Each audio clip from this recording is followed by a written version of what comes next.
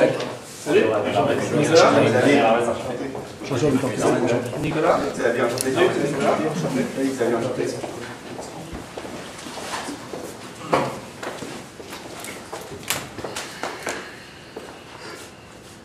Désirez-vous que j'effectue la lecture des consignes en anglais ou en français?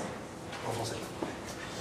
Chaque équipe dispose de 20 minutes afin de présenter son cas au juge. Les 5 premières minutes de la présentation sont considérées comme étant protégées. Les juges ne peuvent donc pas intervenir lors de cette période. Les 10 minutes suivantes sont considérées comme étant non protégées. Le début de cette période vous sera annoncé à l'aide de cette cloche. Lorsque la période non protégée sera terminée, je sonnerai la cloche de nouveau. Les juges ont la possibilité d'interrompre la présentation afin de poser des questions de clarification sur le sujet présenté à ce moment. Le juge devra se limiter à 15 secondes pour poser sa question. Durant cette période, les juges devront se limiter à une question par diapositive.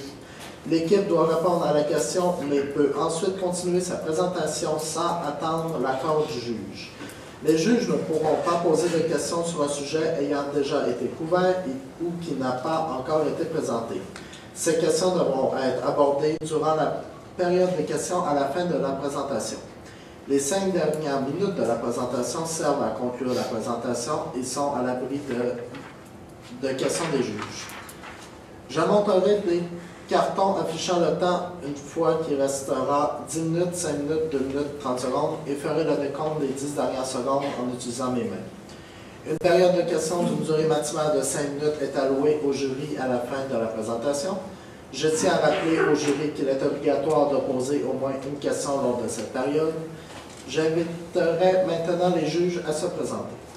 Bonjour, Charles Vaudeville, directeur Trade Marketing pour la brasserie La Batte au Québec.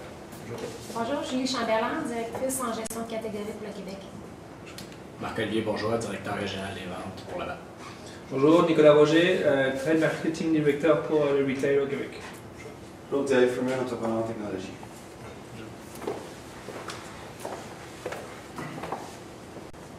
Quand vous voulez.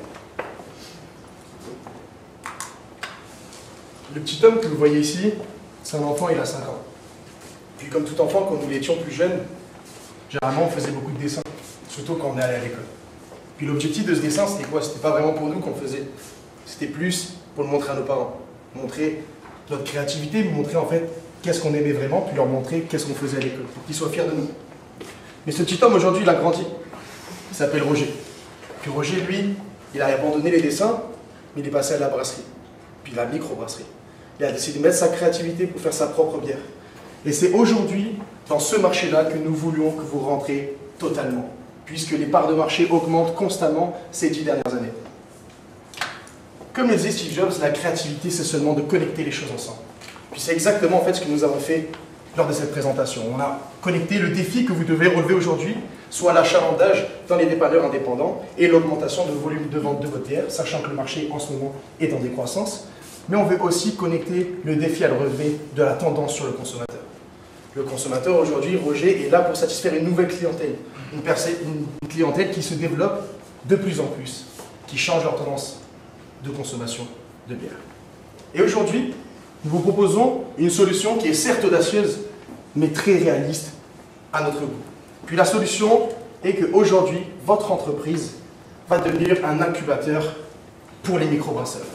C'est-à-dire que vous allez permettre en fait à des microbrasseries qui ne sont pas encore connues de profiter de votre réseau de distribution pour pouvoir le tester auprès de vos consommateurs. Et vous allez donner de la voix à vos consommateurs. Vous allez leur permettre de créer une connexion avec eux, puis qu'ils vont avoir le choix de garder ou non cette bière. Puis je vais en revenir en détail par la suite. Concrètement, c'est quoi la proposition de valeur? Et ça fait partie de vos principes. Un de vos principes, c'est de devenir le meilleur brasseur dans le meilleur des mondes. Mais là, on ne parle pas seulement de brasseur de qualité, on parle aussi de brasseur d'expérience. Vous allez devenir un brasseur d'émotion. Vous allez rassembler les gens, créer une communauté, puis ils vont s'identifier pas seulement à la Batte, mais à vos marques de microbrasserie. Les avantages, concrètement, vos avantages concurrentiels par rapport aux autres, c'est qu'en ce moment, vous êtes leader sur le marché. Mais il faut savoir que la concurrence est très féroce, je ne vous l'apprends pas. Molson est juste derrière à quelques parts de marché, il faut toujours innover pour garder votre avantage. Puis aujourd'hui, la partie qui nous intéresse, c'est à quel segment de clientèle on va s'adresser. On va s'adresser à des milléniaux évidemment, mais à quelle partie on va s'adresser aux aventuriers. Des personnes qu'on a identifiées entre 27 et 33 ans, qui ont un revenu assez élevé et qui veulent dépenser pour avoir des marques de haute qualité. Puis enfin, comment on va, à partir de quel canot on va passer? Premièrement, via une assemblation technologique, donc via une application mobile qui va être présente, qui va être importante après dans les dépanneurs, comme je vous l'expliquerai plus tard. Puis aussi, on va faire des attractions à l'intérieur de ces dépanneurs, pour montrer que la microbrasserie ne se consomme pas seulement dans les bars, mais aussi dans les dépanneurs. Puis enfin, les coûts, qu'est-ce que ça va vous coûter complètement? 161 millions de dollars sur 3 ans, et vous aurez un retour sur investissement d'à peu près 10,73%. Il faut savoir que dans les revenus de vos bières, vous n'allez pas perdre de revenus sur vos bières traditionnelles, mais par contre, vous allez considérablement accroître la vente de vos bières de microbrasserie. Donc, pour vous rappeler la solution que nous vous proposons aujourd'hui, c'est que vous allez devenir un incubateur pour les microbrasseries dans tout le Québec. Donc vraiment, ça va être promouvoir, vous allez aider ces gens-là à faire connaître toute la créativité qu'ils ont mis en œuvre, toute leur passion, et essayer de transmettre cette passion et créer une connexion avec votre clientèle, ce qui vous fera certainement démarquer devant le second. Donc maintenant, les alternatives concrètement, aujourd'hui, vous avez vu énormément d'entreprises de consultation. Et il y a beaucoup d'entreprises de consultation qui ont dû vous proposer, évidemment, on va sortir une nouvelle bière. Mais ça, vous le faites déjà très bien. Vous en sortez beaucoup. Celle que je consomme d'ailleurs, ça va être l'Air Radler, elle est excellente au pamplemousse, mais d'une nouvelle saveur, vous en faites tout le temps. Donc ça, on l'a écarté. Puis après, on aurait pu aussi très bien faire une stratégie marketing de prix. Donc là, on ferait des codes promo dans les dépanneurs. On aurait pris les 100 dépanneurs indépendants que vous voulez viser au début, qui ont le moins de taux d'achat. Puis on aurait mis une stratégie de prix et tout tiré pour le mieux, mais à long terme, vous êtes perdant. Mais on aurait aussi pu très bien aller vraiment très dans l'audace, avoir des spiritueux de base, c'est-à-dire une whisky à la bière. Whisky à la bière, c'est une tendance qui marche énormément aux États-Unis, mais par contre, à la SAQ, ça se vend seulement à la SAQ ici. Donc c'est pas un marché qui est au top pour vous. Donc voilà, c'est pour ça qu'on a réfuté ces 3 alternatives et qu'on vous propose aujourd'hui une solution qui est audacieuse, qui est très réaliste, vous allez voir par la suite. Maintenant, je vais laisser la parole à mon collègue Norman pour les risques et mitigations. Vous pourriez vous demander à quel point c'est risqué ce genre de produit. D'abord, vous pourriez vous dire, si je commençais à investir dans différentes microbrasseries, elles pourraient se cannibaliser les unes les autres, voire cannibaliser mes propres produits. Eh bien, vous pouvez vous rendre compte que ce ne serait pas le cas parce que grâce à l'analyse de données, puisque nous avons trouvé ça avec de la technologie, nous allons pouvoir savoir exactement quel consommateur veut quoi à quel moment. Et on va pouvoir prédire beaucoup mieux la demande que ce qu'on était capable de le faire avant. Donc ainsi, vous allez donc pouvoir aussi vous dire, les microbrasseurs voudraient peut-être être indépendants, n'ont peut-être pas envie d'être affiliés à une grande entreprise. Eh bien, l'entreprise Le Trou du Diable vous prouve le contraire. Il a été racheté par Molson et il déclenche en fait une nouvelle vague dans ce domaine. Et enfin, il est aussi possible que l'image de marque puisse être ternie. Les images de marque entre le microbrasseur et la grande entreprise pourraient très bien au final ne pas s'intégrer parfaitement ensemble. Eh bien, on se rend compte que c'est possible grâce à une structure. On peut très bien totalement différencier à la manière de Procter & Gamble, qui différencie totalement ces entreprises. On peut avoir une énorme structure et de petites microbrasseries qui ne sont pas du tout affiliées, qui n'ont pas l'air pour le consommateur affilié à une aussi grosse structure. Donc, je vais continuer en montrant pourquoi c'est désirable justement cette solution-là, qu'est-ce qui fait en sorte que l'entreprise, comment votre entreprise se situe présentement. Donc en ce moment, votre mission, c'est vraiment de dépasser les attentes de vos clients. Donc vous voulez aller chercher au-delà de ce qu'ils recherchent réellement et éventuellement devenir vraiment un leader dans le monde, dans le domaine de la bière, avec vos valeurs qui sont principalement le rêve, l'individu et la culture qui se séparent en 10 principes par la suite. Dans les entreprises, si on regarde ce qui est intéressant, c'est que présentement, vous avez une belle capacité de production, une belle reconnaissance de votre marque. Par contre, il faut améliorer les ventes justement dans les dépanneurs, ce qui est amélioré présentement, et le côté microbrasserie qui n'est pas encore totalement développé. Qu'est-ce qui est bien à observer sur les tendances justement en microbrasserie, tout ce qui est gluten-free, le végétarisme, le vegan, etc. Il faut se méfier du fait que le marché de la bière est en baisse, mais en même temps, il y a une augmentation des concurrents et de l'autre côté, les prix sont stagnés. Donc, il y a vraiment comme un triple défi à regarder de ce côté-là. La concurrence, présentement, c'est pas mal. Il y a 4 catégories. Donc, vous avez vous. D'un autre côté, Molson Coors, Sleeman et les autres microbrasseries. Si on regarde, en fond, les prix, vous et Molson, vous avez vraiment des prix plus compétitifs que les autres. La diversité, on voit que vous avez pas mal plus de diversité que les autres, mais éventuellement, Molson Coors commence un peu, comme on a mentionné, à aller dans le microbrasserie. Sleeman le sont un peu plus avec une brou. Et les microbrasseries, c'est sûr qu'ils sont dans les microbrasseries vu que c'en est, mais nous, on veut justement développer cette avenue-là. Les microbrasseries, présentement, si on regarde les gros joueurs, On voit que justement Sleeman sont un bon joueur avec Unibrew, qui est une grosse marque avec le blanche de Chambly, etc. Du côté Molson Coors, c'est plus récent, avec le Trou du Diable qu'on a parlé auparavant. Et là-bas, vous avez justement Archibald, donc on va développer par la suite. Si on regarde le marché des microbrasseries, j'ai mis quelques principales, mais si on les mettrait toutes, la carte, on ne verrait même plus les villes qui sont là, tellement qu'il y en a beaucoup au Québec. Donc, il faut vraiment se démarquer de ceux-là. Le marché de la bière, présentement, on voit qu'il y a 5,6 milliards de dollars dans le marché de la bière et le Québec est à 2,5 milliards. Donc, on voit que le Québec a le moitié de ce marché-là. Donc, on voit qu'il faut vraiment s'implanter au Québec. Ça ne sert à rien d'aller à l'extérieur. Le potentiel de marché des microbrasseries, on voit que c'est 672 millions de dollars présentement. Si on fait l'hypothèse qu'on suit que le marché de la bière est à la moitié, on voit que le Québec également, c'est le même principe.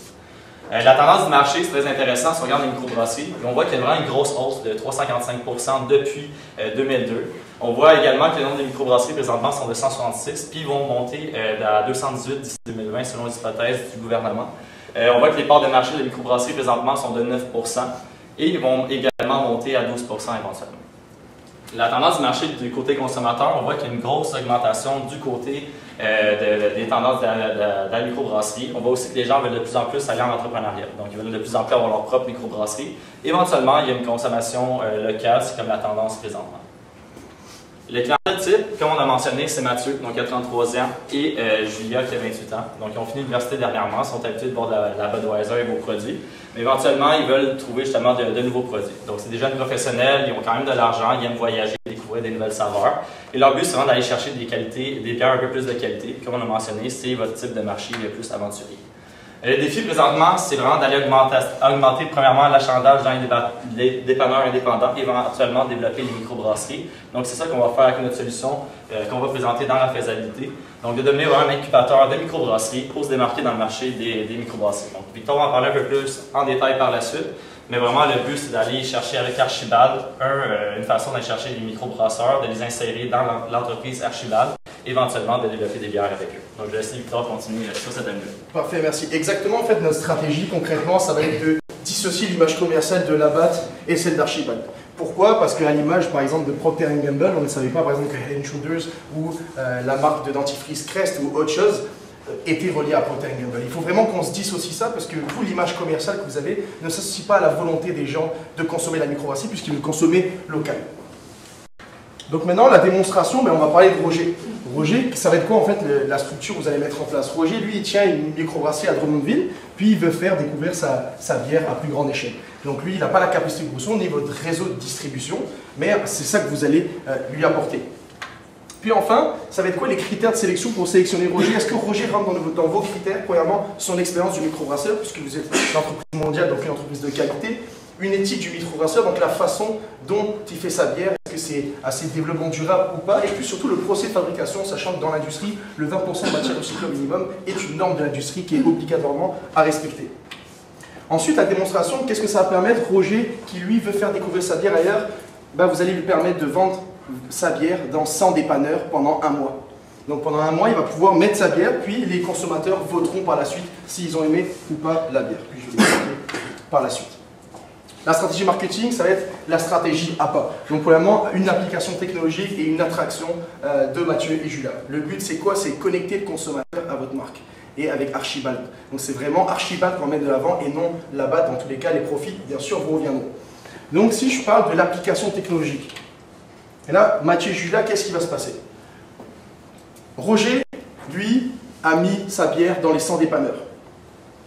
Mathieu et Julia, eux, ont téléchargé l'application qu'on va sortir, pour avoir bien sûr des rabais ou des promotions. Mais lui, par contre, Mathieu et Julia vont être alertés que Roger a sorti une nouvelle bière.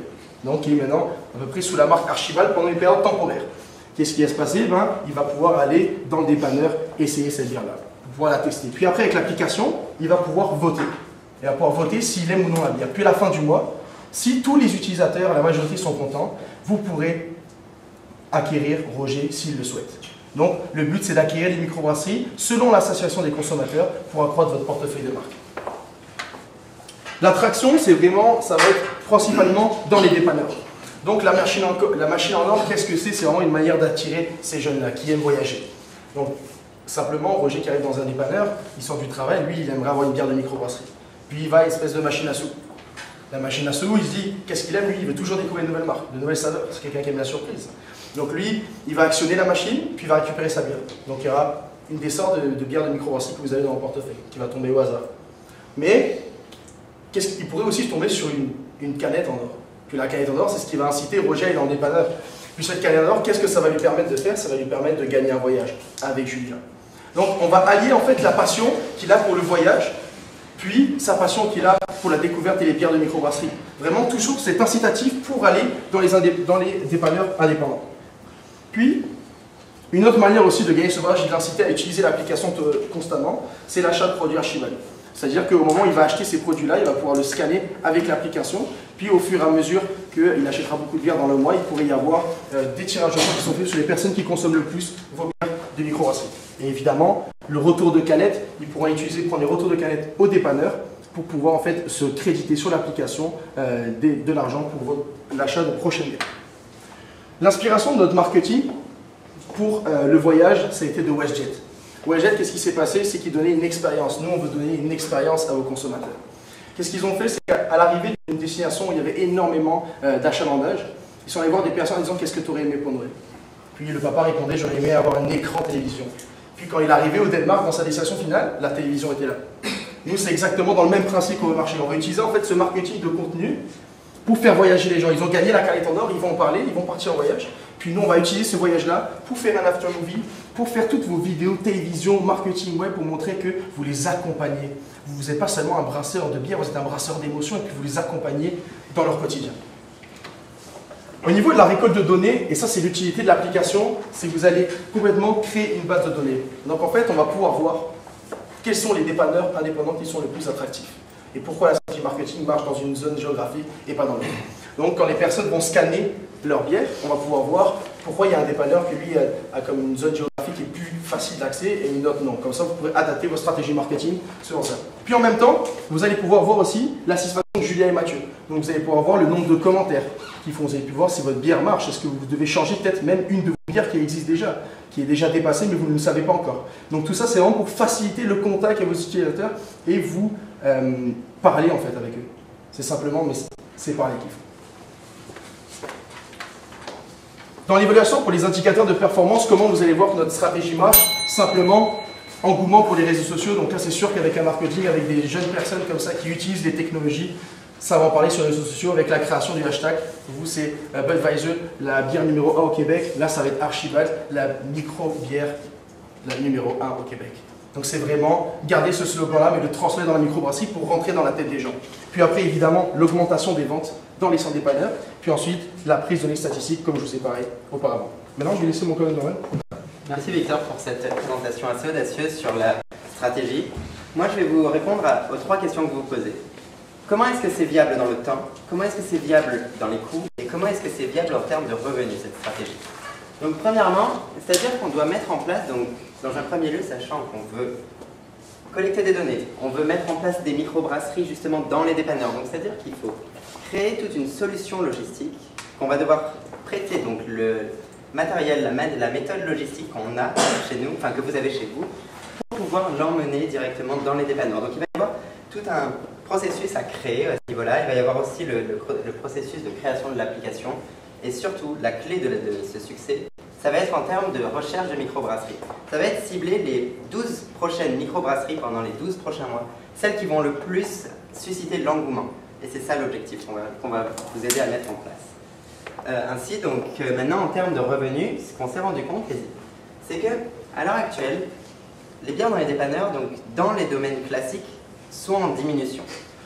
Mais par contre, de l'autre côté, l'année dernière, dans les dépanneurs, il y a eu une augmentation monumentale des bières de microbrasserie. Alors, comment faire pour pouvoir stabiliser les revenus avec ce genre de situation? Donc, c'est ainsi que on s'est rendu compte qu'il faut augmenter vos parts de marché dans les microbrasseries.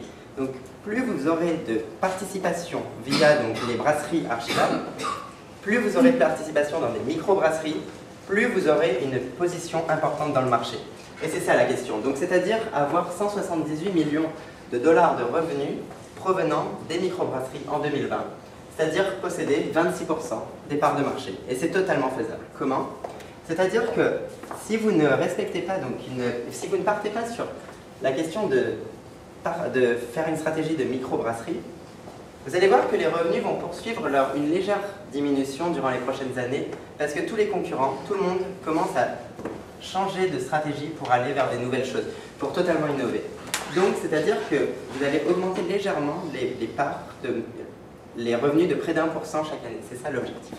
Et donc, les coûts doivent être parfaitement structurés pour soutenir cet objectif-là. Donc, on a 3 objectifs. Enfin, vous avez donc mis 3 objectifs et on les a gardés en tête tout le long de la structure de coûts. C'est qu'il faut susciter l'achalandage dans les dépanneurs, premièrement. Deuxièmement, il faut donc faire en sorte que les coûts permettent d'augmenter les revenus tout le long. Et dernièrement, toujours faire en sorte de ne pas diminuer votre image de marque et même au contraire de la solidifier. Solidifier d'un côté celle d'Archibald et la vôtre par la même occasion, par ACM. Ça va être ça l'objectif. Ainsi, on a donc pris vos données et on s'est rendu compte que votre investissement de 460 millions de dollars que vous avez fait en 2017, à partir de 2017, fait que vous avez encore de disponibles 343 millions de dollars pour pouvoir les investir dans cette nouvelle structure. Ainsi, c'est comme ça que vont se répartir les coûts. Nous allons donc principalement mettre durant la première année notre budget, votre budget dans les microbrasseries. Et c'est ça l'objectif. Les 20 millions de dollars que vous voyez dans la section microbrasserie, c'est pour pouvoir agrandir les usines d'Archibald, pour pouvoir permettre de mettre en place toute la structure qui va venir soutenir cette croissance des microbrasseries. Ainsi, nous aurons aussi donc la possibilité de vraiment créer cette machine d'or. Il faut qu'elle ait un design parfait, il faut vraiment mettre beaucoup d'argent là-dedans. C'est-à-dire que c'est toutes ces choses qui vont soutenir votre nouvelle structure de revenus. Et c'est sur ça qu'on va vraiment travailler avec vous pour faire en sorte qu'il y ait toujours cette question d'investir dans l'image. Et surtout, une chose dans laquelle il faut absolument investir, c'est au niveau légal, au niveau logistique, faire en sorte de bien différencier les deux structures. Et c'est là-dedans qu'on va donc mettre le maximum de budget pour pas qu'il y ait d'attaques externes d'entreprises qui puissent venir ternir votre image. Et ça, donc ça vous donnera un ROI de 10,73%. En définitive, notre projet est certes audacieux, mais vous devenez aujourd'hui un incubateur des microbrasseurs. Puis l'objectif avec notre active marketing, c'est lier la technologie pour rassembler les millénials et aussi faire des stratégies marketing pour attirer l'attention dans les dépanneurs. Puis surtout, de permettre à Roger, aujourd'hui, qui avait une bière prenne au début de la présentation, de pouvoir la donner au plus de monde possible et qui apprécie sa créativité. Alors merci beaucoup de nous avoir écoutés et nous sommes prêts à répondre à vos questions.